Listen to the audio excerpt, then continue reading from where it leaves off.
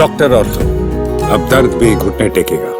क्या भारत में विदेशी फंडिंग के नाम पर देश की राजनीति, सामाजिक आंदोलन और धार्मिक गतिविधियों को प्रभावित किया जा रहा है? क्या कुछ एनजीओज विदेशी पैसे के दम पर सरकारों पर दबाव बनाते हैं, या फिर सरकार एफसीआरए के नाम पर हर उस आवाज को दबाना चाहती है जो उसके खिलाफ खड़ी होती है?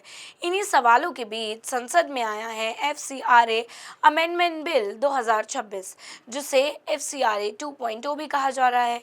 आज हम आपको बताएंगे एफसीआरए क्या है, क्यों बना, सरकार क्या चाहती है, विपक्ष क्यों विरोध कर रहा है और आखिर इस कानून से सबसे ज्यादा असर किस पर पड़ेगा। नमस्कार, मैं कशिश कश्यप और आप देख रहे हैं channel for news India.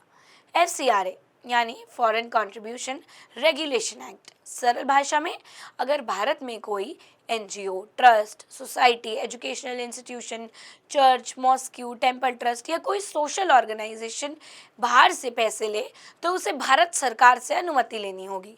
FCRA कानून कब बना? 1976 इंदिरा गांधी सरकार, उस समय कोल्ड वॉर चल रही थी। सरकार को डर था कि विदेशी एजेंसियां भारत की राजनीति और सामाजिक आंदोलनों को प्रभावित कर सकती हैं। इसीलिए पहली बार फॉरेन फंडिंग पर कानून बनाया गया। फिर 2010 यूपीए सरकार ने नया एफसीआरए एक्ट बनाया। 2020 में मोदी सरकार ने इसे और सख्त किया और अब 2026 में फिर नया अमेंडमेंट बिल आया है। सरकार का कहना है, विदेशी पैसा अगर बिना निगरानी के आए तो उसका इस्तेमाल धर्मांतरण, राजनीतिक प्रभाव, देश विरोधी गतिविधियां या विदेशी एजेंडा चलाने में हो सकता है। सरकार का दावा है कि दुनिया के लगभग सभी बड़े लोकतंत्र जैसे यूएसए, यूके, ऑस्ट्रेलिया, कनाडा भी फॉरेन फंडिंग पर कड़े कानून रखते हैं। भारत भी वही कर रही है। अब सबसे बड़ा बदलाव, अगर किसी एनजीओ का एफसीआरए लाइसेंस कैंसिल हो जाए, रिन्यू ना हो या एनजीओ खुद सरेंडर कर दे, तो उसके विदेशी पैसे से खरीदी गई संपत्ति सरकार द्वारा नियुक्त डेजिग्नेटेड अथॉरिटी के नियंत्रण में जा सकती है। यानी एनजीओ चाहे बंद हो जाए, लेकिन विदेशी फंड से बिना संपत्ति और बनी हुई संपत्ति सीधे उसके हाथ में नहीं रहेगी। इसके अलावा सरकार तय करेगी कि एनजीओ किस राज्य में काम करेगा, किस उद्देश्य के लिए पैसा खर्च करेगा और हर खर्च की ज्यादा निगरानी होगी।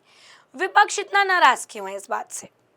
कांग्रेस, लेफ्टिस्ट, टीएमसी और कई विपक्षी दल कह रहे हैं ये बिल एनजीओस की स्वतंत्रता को खत्म कर देगा।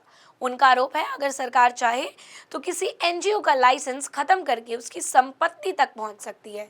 उनका कहना है, इससे human rights, education, environment, health और ट्राइबल वेलफेयर पर काम करने वाले एनजीओस काफी डर जाएंगे।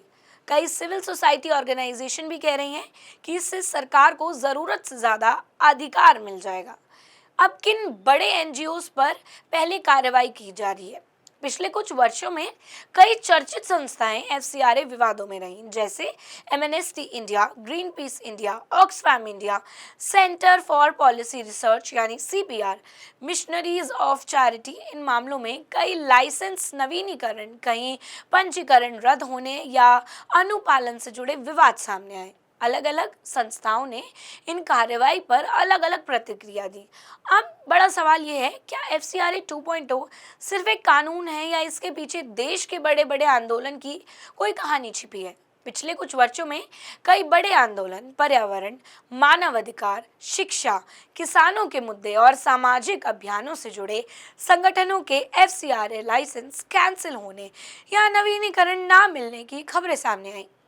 इसके बाद राजनीतिक बहस और तेज हो गई। विपक्ष का आरोप है कि सरकार उन एनजीओस पर ज्यादा सख्ती करती है जो उसकी नीतियों की आलोचना करते हैं।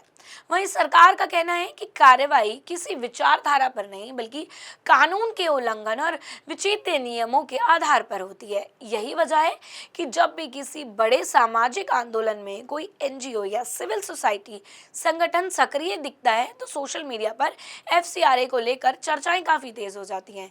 लेकिन ये याद रखना जरूरी है कि किसी व्यक्ति या संगठन पर विदेशी फंडिंग का दावा केवल आधिकारिक रिकॉर्ड के आधार पर ही किया जा सकता है। यानी एफसीआरए 2.0 की असली लड़ाई सिर्फ विदेशी फंडिंग की नहीं, बल्कि पारदर्शिता, जवाबदेही और नागरिक समाज की स्वतंत्रता के बीच संतुलन की भी है। तो सवाल अब वही है, सरकार कहती है देश की सुरक्षा का मुद्दा है, विपक्ष कहता है ये लोकतांत्रिक और सिविल सोसाइटी की आज़ादी का मुद्दा है। अब फैसला संसद करेगी और उसके बाद देश की लाखों एनजीओज पर इसका असर दिखाई देगा। आपकी क्या राय है? क्या FCRA 2.0 देश हित में ही है या फिर इसे एनजीओज पर सरकारी नियंत्रण बढ़ जाएगा? कमेंट बॉक्स में हमें अपनी राय FCRA के ऊपर जरूर बताइए। डॉक्टर ऑर्थो, अब दर्द भी घुटने टेकेगा।